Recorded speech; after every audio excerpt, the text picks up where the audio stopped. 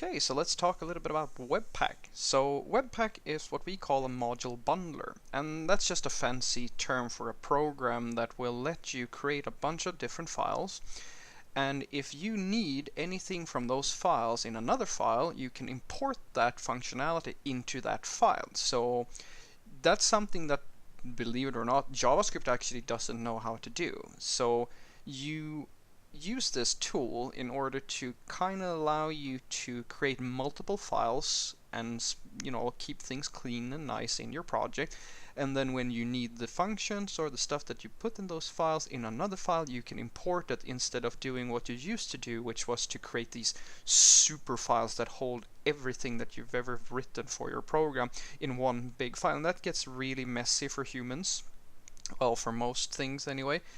And the beauty of Webpack is that it will do that thing for you with a lot of other magic, but you don't have to do it yourself.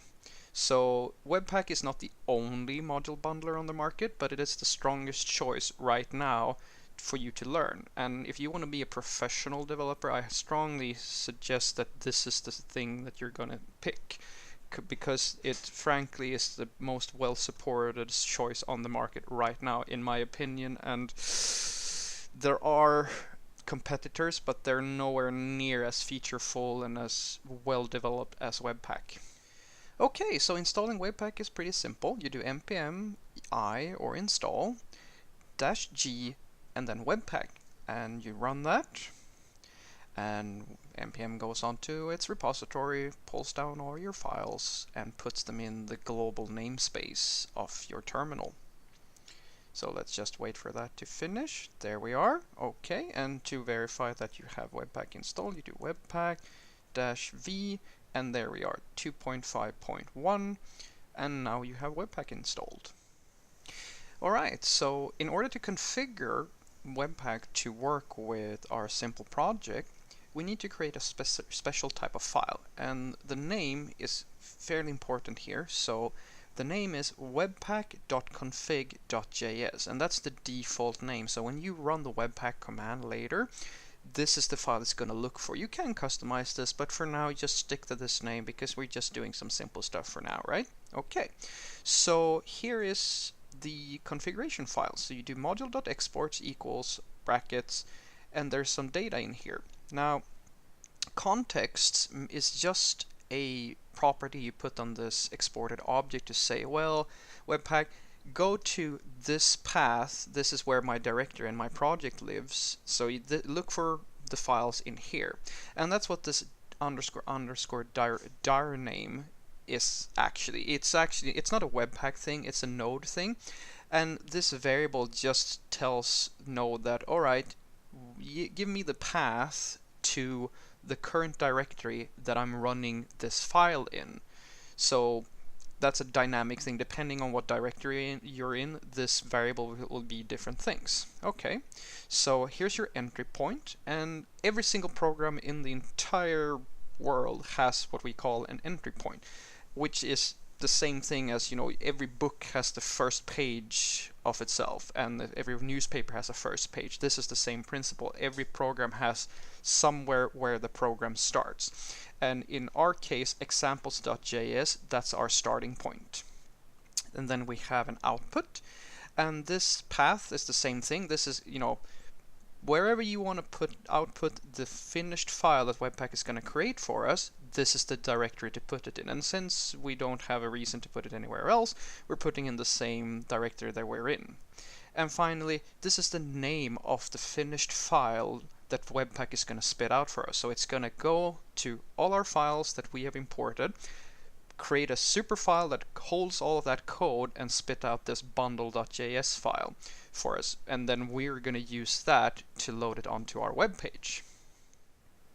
Okay, so to see how Webpack works, we're going to create an HTML file.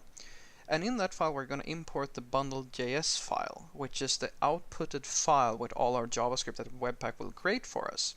Now, if we go to our entry file, we see that we're importing everything that's in the hello world.js file. And when we do that, we're going to get an object, and on that object, we see that there's a function called say hello to the world.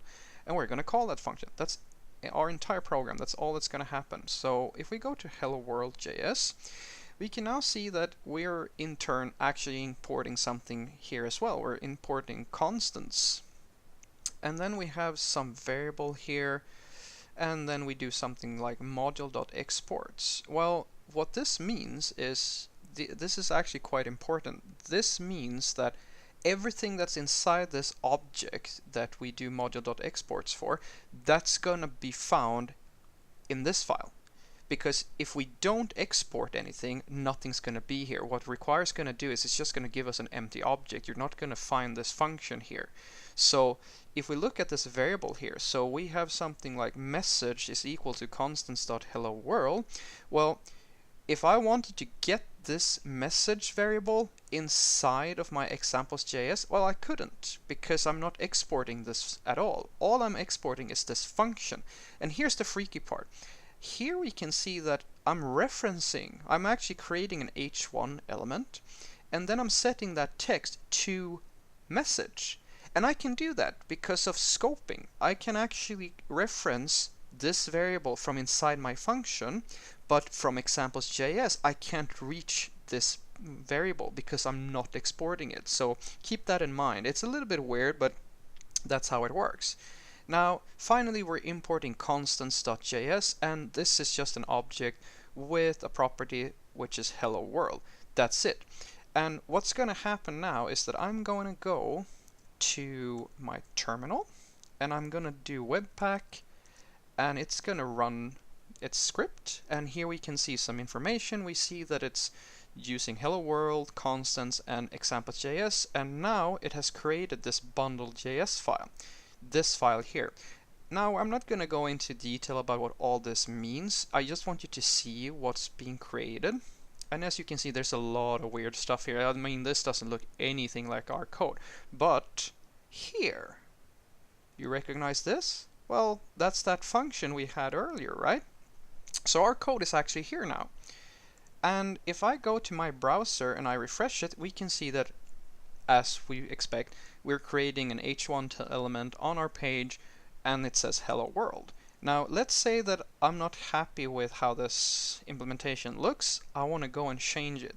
I want to add a few more exclamation marks. I save that, go back, webpack, recompiles, and then I go to my browser, and there you go. So that is all the magic there is to webpack, and the important thing to remember now is two things.